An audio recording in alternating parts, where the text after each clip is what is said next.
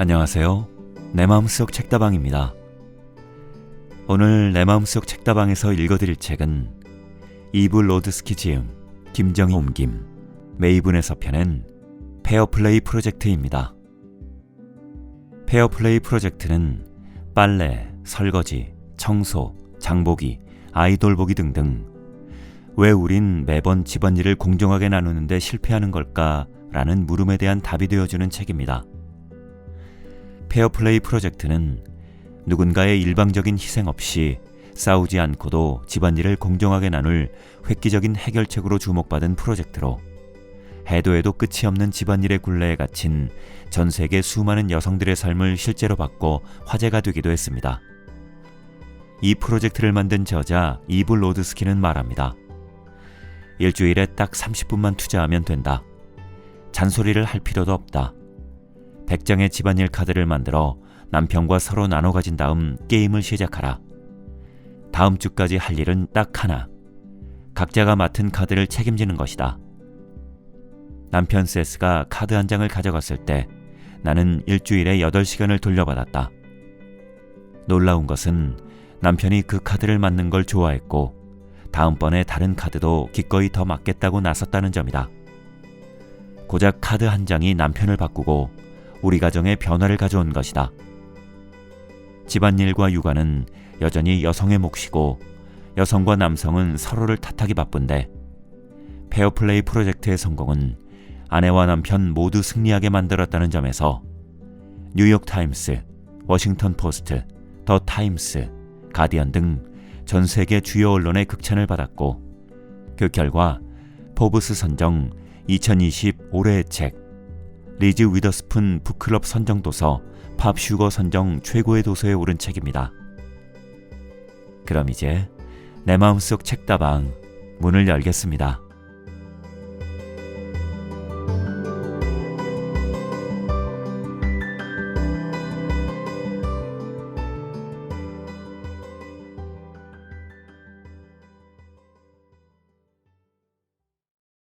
페어플레이 프로젝트 이브 로드스키 지음, 김정희 옮김. 파트 1. 페어플레이 프로젝트. 망가진 내 인생을 구하기 위해 시작한 일. 챕터 1. 여성, 집안일의 기본값이라는 저주.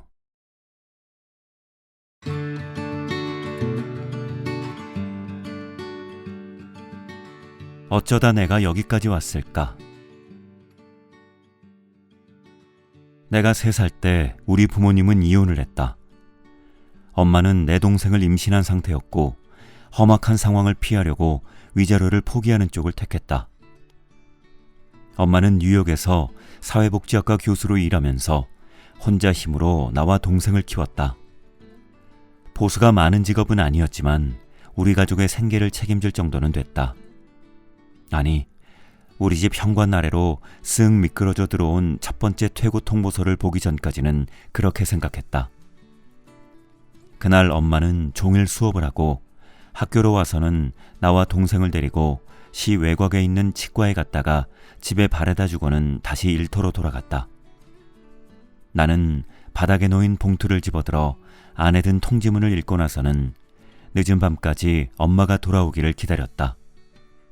그리고 엄마를 보자마자 우리가 이제 살 곳이 없다고 말했다. 그때 나는 8살이었다. 엄마는 임대료 보내는 걸 깜빡했을 뿐이라며 아침이 되자마자 수표부터 보내겠다고 나를 안심시켰다. 다음날 엄마는 약속을 지켰고 덕분에 이사를 가지 않아도 됐지만 그날 이후 나는 경제적인 짐을 오롯이 혼자 100% 짊어진 엄마의 삶이 생각보다 힘들다는 것을 어렴풋하게나마 이해하게 되었다. 셀 수 없이 많은 상황에서 길고 고된 하루하루를 보내야만 하는 엄마. 혼자 그 모든 걸 다 해내려고 애쓰며 늘 과로에 시달리는 초인적인 엄마를 보면서 난 생각했다. 난 저렇게 살지 않을 거야. 내가 어른이 되면 진정한 삶의 동반자를 만날 거야. 삶의 동반자를 만나 50대 50의 상호 동등한 파트너십을 쌓고 그것을 유지해야겠다는 결심을 한 것이다.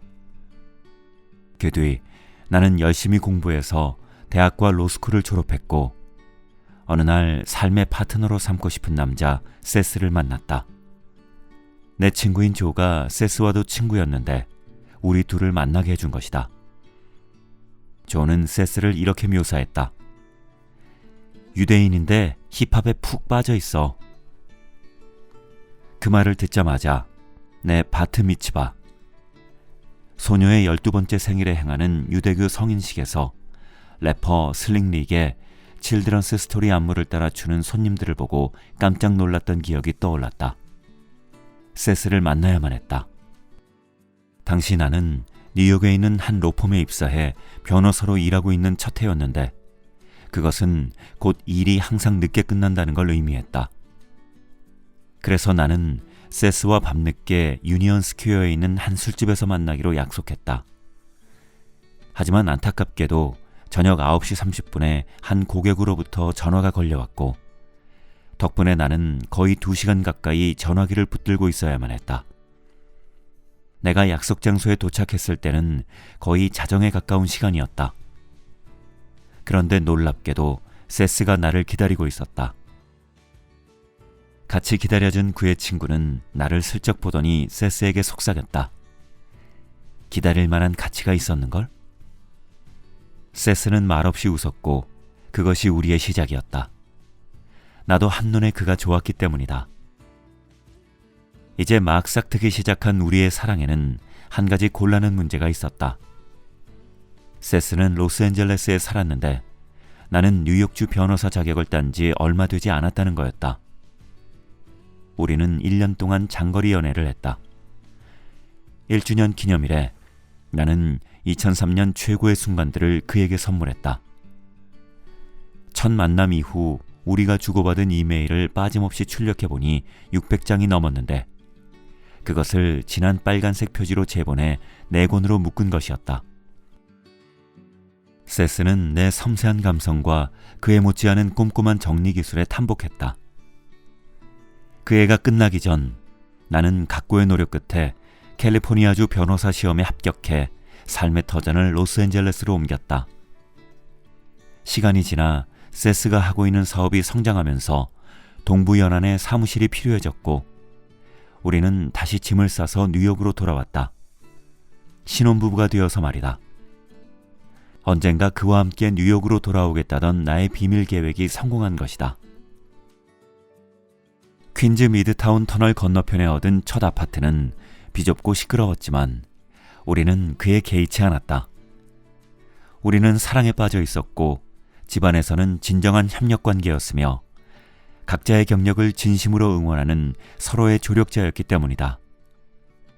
그 원동력은 물론 공평하고 상호동등한 파트너십이었다. 세스가 엔터테인먼트 에이전시를 확장할 때 나는 널브러진 빨랫감들 사이로 그의 운영 계약서를 다듬었고 세스는 차에서 식료품을 내리며 나에게 사업상의 조언을 해주었다. 내가 법조계 경력과 조직관리 기술, 자선단체 조직을 위해 개인과 기업들 사이에서 중간 역할을 했던 경험 등을 바탕으로 오랫동안 꿈꿔온 목표를 이루고자 할 때 그는 나의 든든한 오른팔이 되어주었다. 거액 자산가들이 자선단체를 세우고 운영하고 기부금을 전달하는 방식에 대해 컨설팅을 해주는 것이 나의 일이었다. 우리는 둘 다 자신의 일을 진심으로 자랑스러워했고 그 모든 과정에서 생기는 어려움을 함께 헤쳐나갔다. 하지만 아이가 생기자 모든 것이 달라졌다.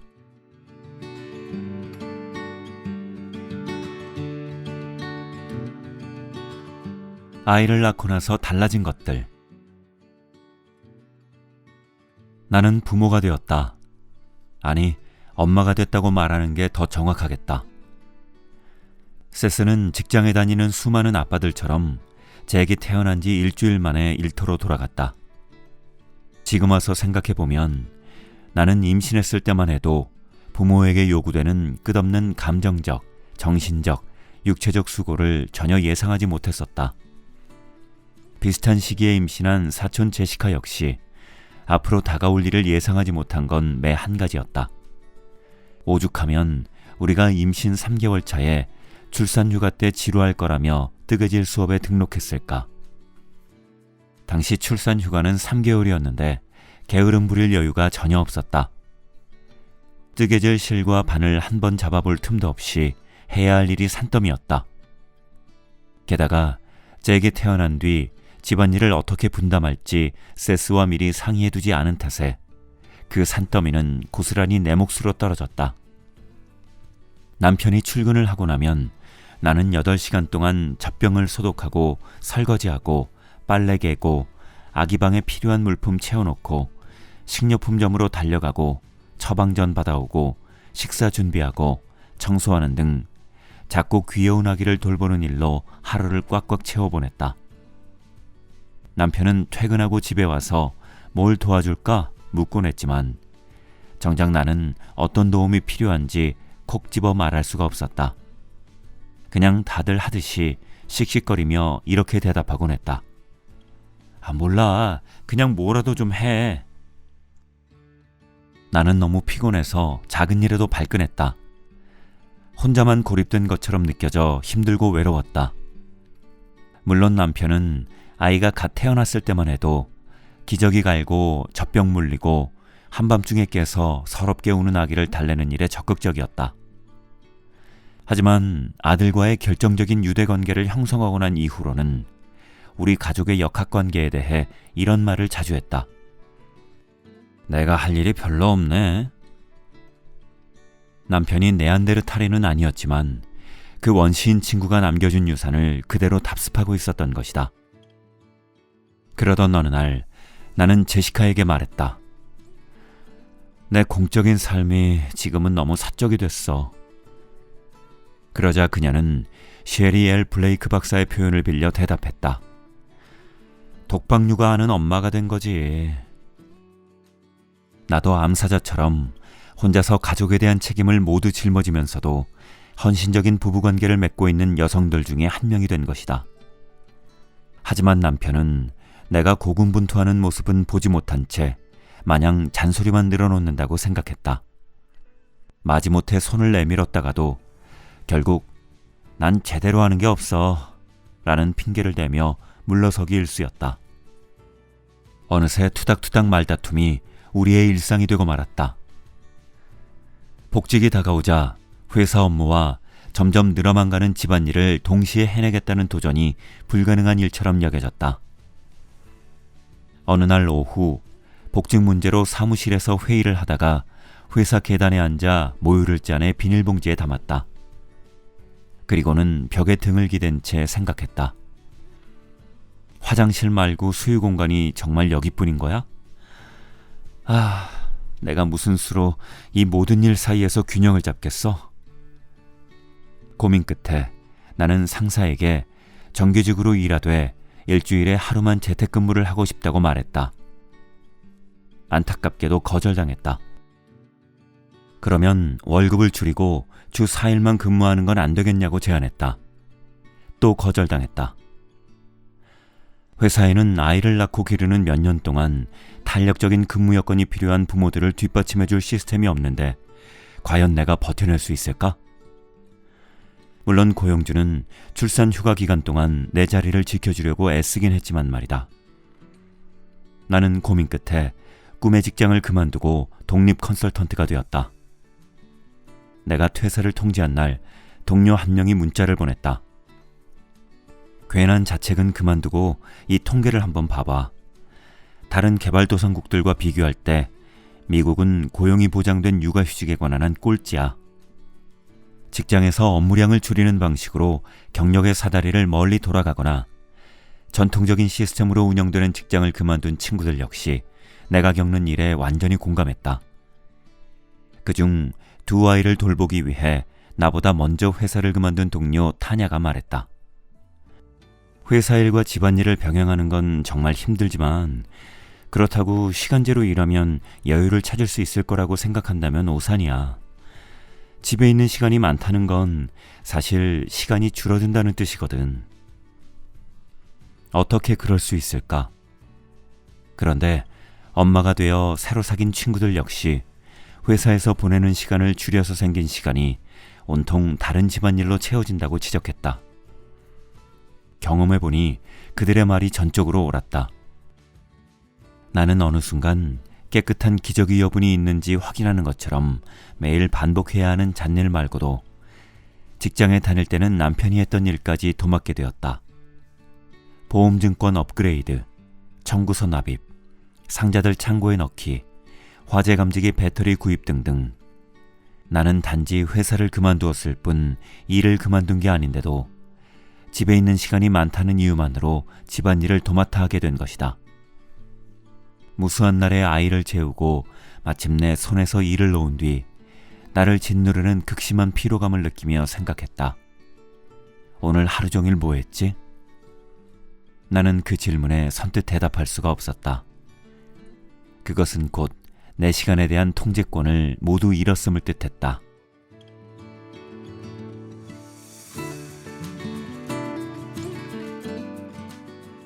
왜 여성은 늘 할 일 목록을 쫓아가기 바쁠까? 엄마 세계에 발을 들인 여자친구들과 대화를 하면 할수록 여성들이 이 모든 걸 해내는데 어려움을 겪고 있으며 실은 무슨 일을 하는지 정확히 파악조차 못하고 있다는 사실을 깨달았다. 왜 우리는 늘 이렇게 바쁜 걸까? 사실 이런 현상에는 이름이, 그것도 수많은 이름이 있다. 대표적인 것 중 하나가 바로 눈에 보이지 않는 일들이다. 일이 왜 눈에 보이지 않느냐고?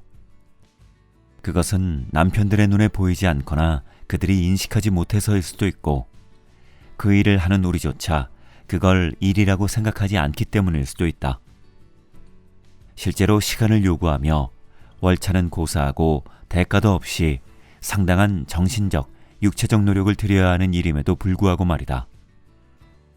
당신도 분명 가사노동이 여성의 삶에 미치는 광범위한 영향과 더불어 여성에게만 불공평하게 주어지는 정신적 부하, 이교대, 감정노동 같은 표현에 관한 기사를 읽어봤을 것이다. 특히 1980년대에 사회학자 알린 캐플런 데니얼스와 엘리 혹실드는 우리가 마음 깊이 느끼면서도 뭐라고 꼬집어 말할 수는 없었던 불공평함에 대해 이야기할 언어를 만들었고 이후 수많은 여성들이 그 언어로 새로운 대화와 대중적인 표현들을 제안했다. 정신적 부하. 가족 모두를 챙기기 위해서 이 일도 해야 하고 저 일도 해야 하고 할 일이 너무 많아서 어느 순간 뇌가 과부하에 걸린다. 그래서 분명 빠뜨린 게 없는데도 뭔가 자꾸 더 할 일이 있는 것만 같고 머릿속이 복잡해 편안히 쉬지를 못한다. 정신적 과부하는 스트레스와 피로, 그리고 심하면 건망증을 유발한다. 자동차 열쇠를 어디 뒀더라? 이교대. 직장을 다니는 여성들의 경우 직장에서 퇴근해서 다시 집으로 출근한다. 퇴근의 의미가 없는 셈이나 다름없다. 왜냐하면 집에 가자마자 해야 할 일이 늘 산더미처럼 쌓여 있기 때문이다. 가정일과 직장일을 병행하려면 꼭두 새벽부터 늦은 밤까지 하루 종일 부지런히 움직여야만 한다. 감정노동. 이것은 직접 고객을 상대하는 일을 하면서 자신의 감정은 감춘 채로 조직에서 바람직하다고 여기는 감정으로 해야 하는 노동을 의미한다. 어떠한 상황에서도 승무원이 웃어야 하고 친절해야 하는 것처럼 말이다. 그런데 자신이 느끼는 감정을 드러낼 수 없다 보니 스트레스에 시달린다. 집에서도 마찬가지다. 여성들은 집에서 가사노동을 하면서 늘 가족들을 행복하게 만들 일차적 책임이 자신에게 있는 것처럼 행동하게 된다. 뭘 해도 남편의 기분이 괜찮은지 먼저 살피고 아이가 왜 밥을 먹지 않는지 걱정하며 온갖 집안일을 도맡아 하게 되는 것이다. 한밤중에 울다 깬 아이를 달래는데 짜증을 내면 나쁜 엄마가 된 듯한 죄책감에 시달리기도 한다. 늘 가족들을 배려하고 돌보느라 자신의 감정을 돌볼 틈이 없는 것은 물론이다. 눈에 보이지 않는 일. 가족의 일상이 원활히 돌아가게 해주지만 알아주는 사람도 없고 가치를 제대로 평가받지도 못하는 무대 뒤에서 이루어지는 일들이다. 언제 치약 떨어지는 것을 본 적이 있는가? 그걸 신경 쓴 적은 있는가? 감사는 됐다. 나는 과거와 현재 여성들이 짊어진 무거운 짐의 형태를 부여하려는 목적으로 집안에서의 불평등에 관한 기사와 연구 자료들을 닥치는 대로 모으기 시작했다. 우선 신문과 잡지, 각종 연구 결과들에서 250건 정도의 자료를 수집했는데 그걸 보고 난 뒤 충격에 빠졌다. 1940년대에 여성들이 이 문제에 관해 처음 글을 쓰기 시작한 이래로 가사노동을 남성과 나누는 문제 또는 그 문제를 해결하기 위해 남성들이 동의할 만한 해답을 찾는 일에 있어 그리 큰 진전이 없었기 때문이다. 그로부터 수십 년이 지났건만 문제는 그대로였다. 가장 최근 연구에 따르면 여성들은 여전히 육아와 가사노동의 대부분을 떠안고 있다. 심지어 부부가 모두 정규직으로 일하고 아내가 남편보다 더 많이 버는 가정에서도 마찬가지였다. 우연히 발견한 또 다른 연구에서는 마치 내 삶을 거울로 비추기라도 하듯 아이가 생기기 전까지는 가사노동을 공평하게 분담했던 남성들도 아이가 태어난 이후로는 일주일에 5시간 이내로 기여도가 큰 폭으로 줄었다. 세상에, 괜찮은 남자들도 그렇다고? 이 불평등한 문제에 이름을 붙이고 설명해 놓은 수많은 연구 자료들을 살펴보면서 생각했다.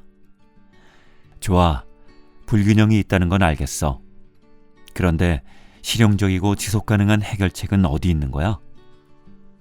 물론 자료들을 살펴보는 것은 지금 내가 처한 상황의 배경이나 역사를 이해하는 데는 도움이 됐다.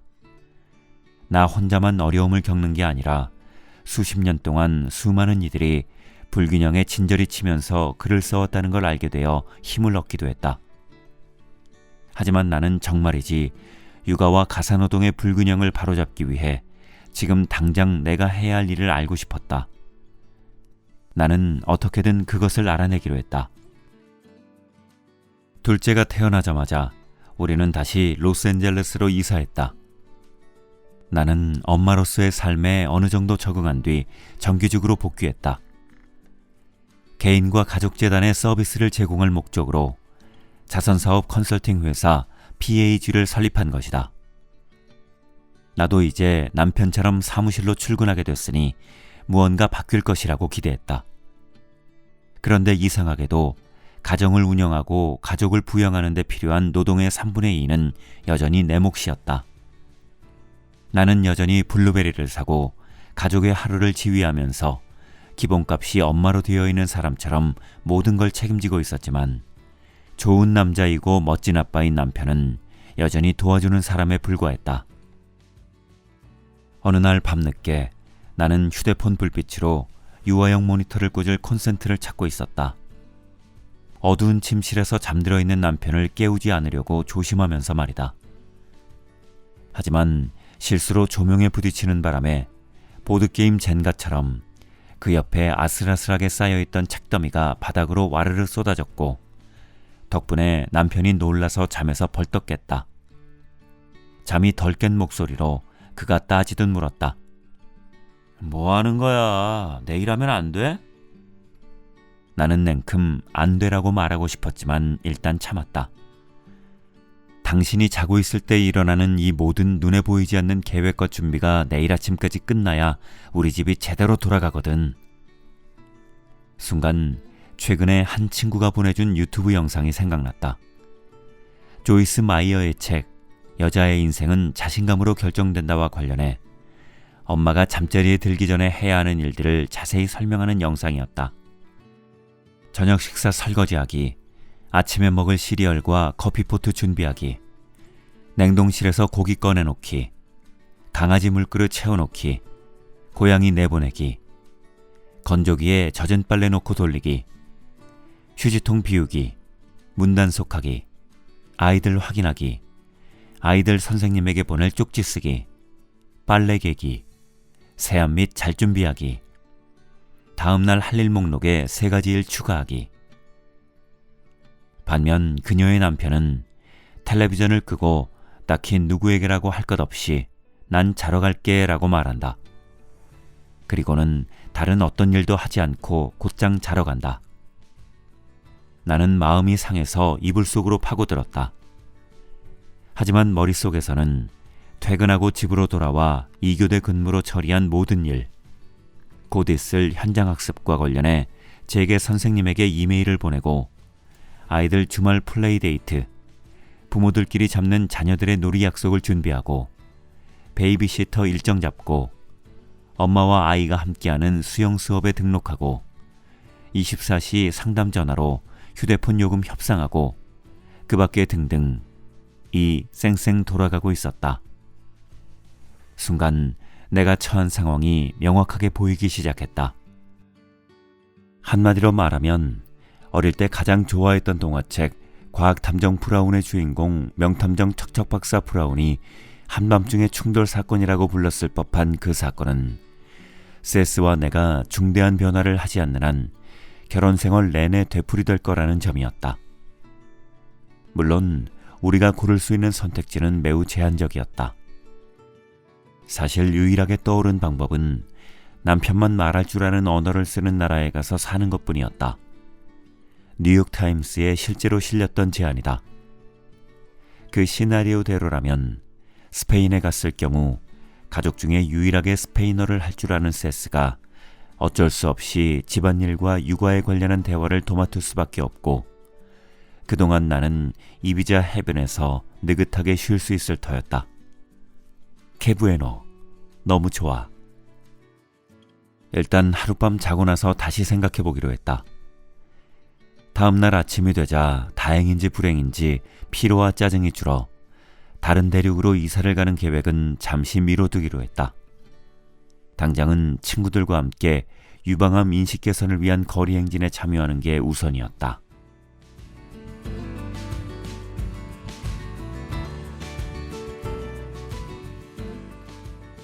서른 통의 전화, 46건의 문자 메시지 사건으로 깨달은 것.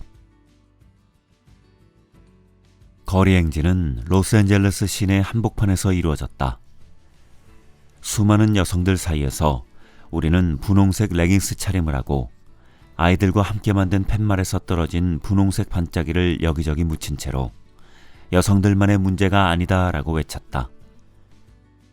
우리는 여성들의 유대가 만들어내는 뜨거운 에너지에 관해 한마디씩 하며 분위기에 취했다. 적어도 12시에 문자 메시지가 오기 전까지는 말이다. 먼저 지레 남편이 보낸 문자 메시지. 집에 언제 와?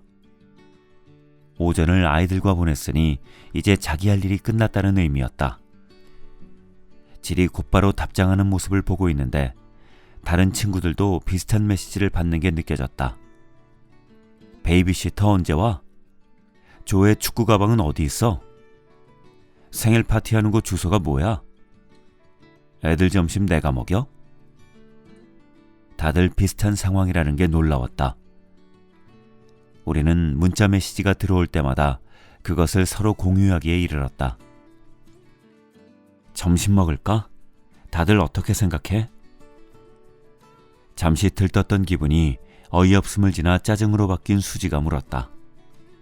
그런데 마침 그때 나에게도 첫 번째 메시지가 왔다. 당신이 꺼내놓은 애나옷 어디 있어? 바지가 하나도 없어. 불만에 가득 찬 세스의 목소리가 여기까지 들리는 듯했다. 잠시 후 두 번째 메시지가 도착했다. 당신이 애들 옷 안 챙겨놓고 가서 공원은 못 갈 것 같네. 뭐라고?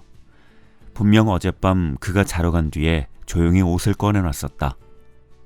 나는 최대한 차분하게 답장을 보냈다. 서랍장 봐봐. 빨래 바구니도 찾아보고. 그래도 바지를 못 찾겠으면 반바지를 입혀. 나는 떽떽거리지 않으려고 무척이나 애썼다. 결국 남편들과 구원투수로 나선 베이비시터, 이웃 주민, 시어머니 등으로부터 정확히 30통의 전화와 46건의 문자 메시지를 받은 후 샬럿이 모두가 머릿속으로만 생각하던 말을 꺼냈다. 점심은 다음에 하고 집에 가야겠지? 곧바로 에이미가 말을 보탰다. 일을 너무 많이 맡겨놓고 왔나 봐. 그러자 리사가 어깨를 으쓱하며 말했다. 내가 있었으면 훨씬 간단했을 텐데. 30분 전만 해도 용기와 강인함의 정신으로 똘똘 뭉쳤던 한 무리의 여성들이 베이비시터를 안심시키고 축구 가방을 찾고 다른 아이 생일 선물을 포장하고 점심을 준비하기 위해 뿔뿔이 흩어져 집으로 돌아갔다. 나는 집으로 돌아가는 길에 어디선가 읽은 구절을 곱씹었다. 분노는 불공평함에 대한 인식에서 생겨난다. 젠장, 맞는 말이다. 이건 불공평하다. 나는 육아와 집안일에 대해 이미 알고 있어야 하거나 혼자서도 충분히 알아낼 수 있는 기본적인 정보를 알려주기 위해 남편에게 전화를 건 친구, 서둘러 집으로 돌아오기를 요구하는 문자를 받은 친구와 모든 엄마를 대신해 깊이 분노했다. 결혼 생활의 가장 큰 문제는 어쩌면 가장 사소한 부분에 있는 게 아닐까? 분이 가라앉지 않아 여전히 씩씩거리며 집으로 들어서는데 문득 새로운 생각이 떠올랐다. 보이는 일은 가치. 섬광처럼 이 생각이 스친 순간 나는 깨달았다. 다른 나라에 가서 살거나 결국 이혼으로 끝나는 부부 대열에 합류하지 않고도 가사노동의 불균형을 바로잡을 대안이 있었다. 남편으로 하여금 육아와 가사노동에 일정 부분 책임을 지게 하려면 모두가 잠든 밤에 요정처럼 몰래 다니며 요술을 부린 듯 말끔하게 집안일을 처리하는 집부터 당장 그만둬야 했다. 그리고 남편이 육아와 집안일에 능숙하기를 기대한다면 가정을 위해 내가 하는 모든 일을 눈에 보이게 만들고 남편을 당당한 파트너로 대할 필요가 있었다.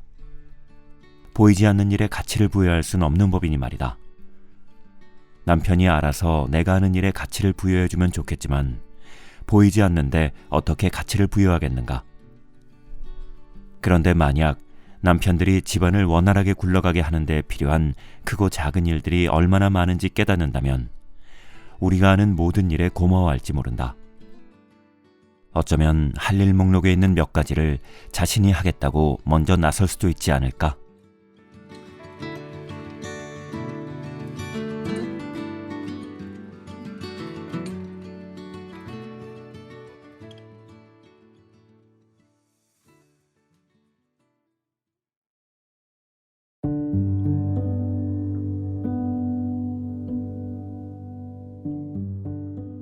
이제 내 마음속 책다방 마칠 시간이 되었네요. 오늘도 함께 해주셔서 감사합니다. 저는 다음 시간에 새로운 책을 가지고 다시 인사드릴게요.